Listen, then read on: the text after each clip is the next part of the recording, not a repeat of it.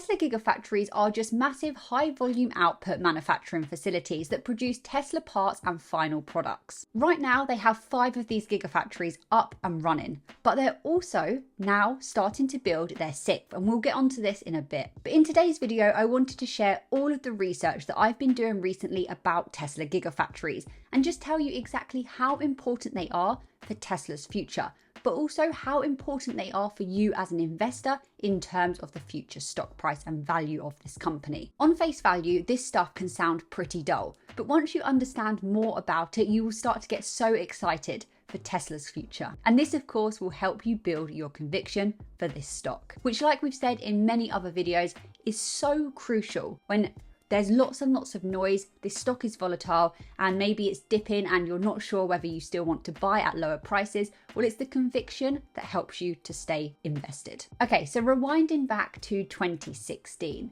Tesla built their first Gigafactory in Nevada, and I believe this is now the world's largest lithium-ion battery factory. It focuses on producing electric motors, energy storage products, powertrains, and batteries. This was their first Gigafactory, but now this one is getting a brand new $3.6 billion investment, which will add 3,000 new employees and 2 new factories. A cell factory, which will allow them to produce enough batteries for 1.5 million vehicles a year, and a semi-factory, a whole factory just dedicated entirely to manufacture their EV semi-truck. Then we have the second Gigafactory that they opened, which is located in New York. This one produces solar cells, roofs, and superchargers. The third Gigafactory is located in China and produces Model Y and Model 3 vehicles. The primary aim of this factory was to manufacture and produce cars domestically for the Chinese market, but they also do export them from this factory as well.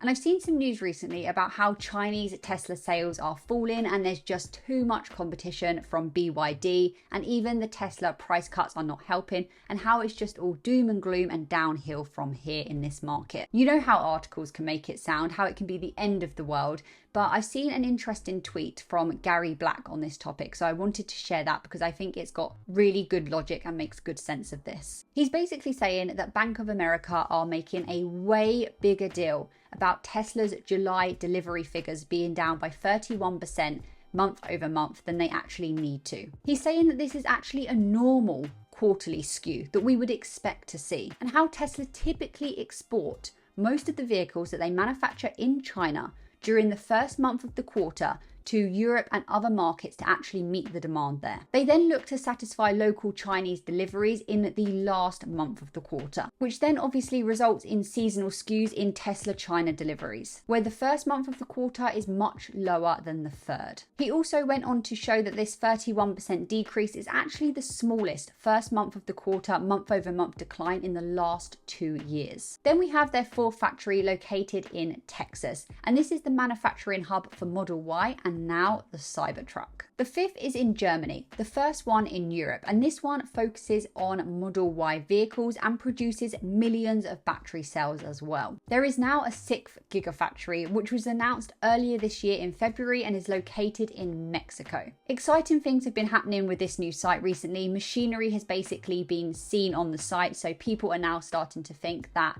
construction is really starting to begin. We don't really have any official information on this just yet to confirm that construction is happening, but they are clearly expanding. Now, we don't really know when this will be fully up and running. The Shanghai factory took like under a year to actually get going, but that was very, very fast. So I imagine the Mexican site will probably take between 1 year and maybe 2 years, maybe around the 18 month mark, but we don't really know for sure. And I imagine it is not going to stop at Mexico either. Elon Musk has said that he hopes to build between 10 and 12 more gigafactories in order to help them reach their goal of producing 20 million vehicles a year by 2030. We could potentially see the next gigafactory opening in India, and then moving forward from that, perhaps one in Brazil or maybe one in the UK even. But like I said, this has not been confirmed just yet. You may be wondering why they actually decided to open their 6th gigafactory in Mexico specifically, and maybe why they didn't just put the money into expanding one of their current factories. But actually, every single decision they've made when it's come to their Gigafactories have been very, very strategic. With Giga Mexico, they are opening up the Tesla brand to new markets in Mexico, South America, and Central America.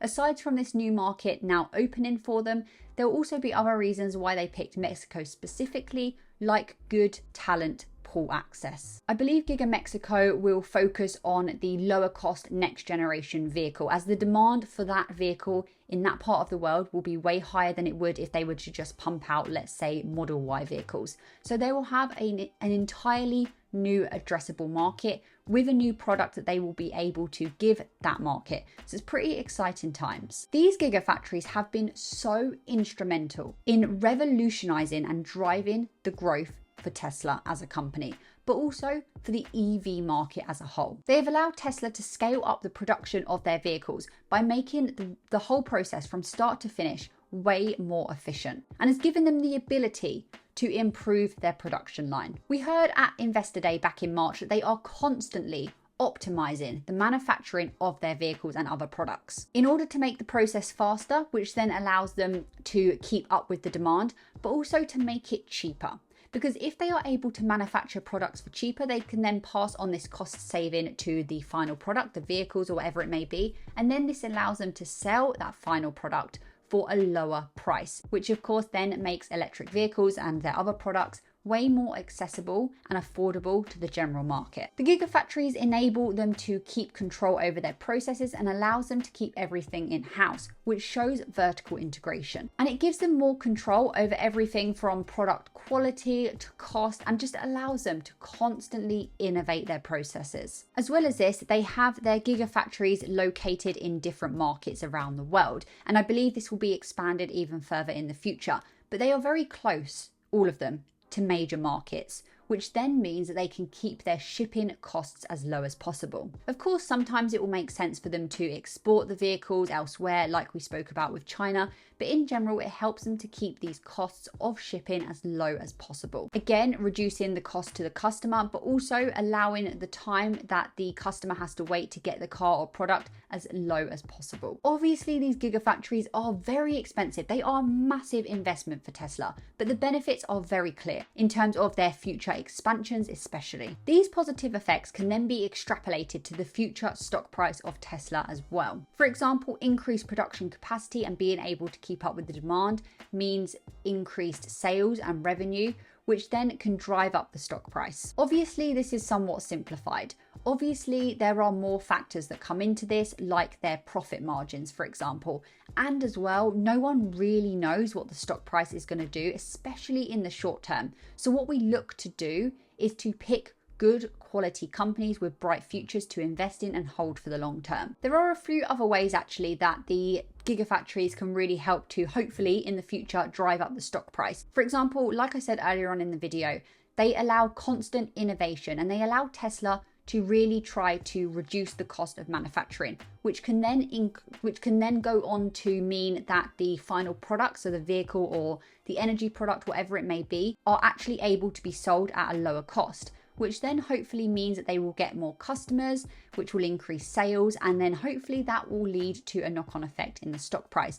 But also from a Tesla point of view, if their manufacturing costs are cheaper, they can have higher profit margins, again, which may increase the stock price in the future. Also, just on a more general level, opening up factories all across the world in different locations helps to increase more jobs in the local area and just increases the brand exposure, which can help build confidence in potential investors and current investors that Tesla is committed to their mission and will be a leader in this sector in the future. More confidence could mean new investors or just more shares sold. And obviously we know what happens when people buy stock, the stock price goes up. Let me know if you have anything else that you want to add about Tesla's Gigafactories that I may have missed in this video. I really hope you've enjoyed it. Thank you so much for watching and I'll see you in another one very shortly.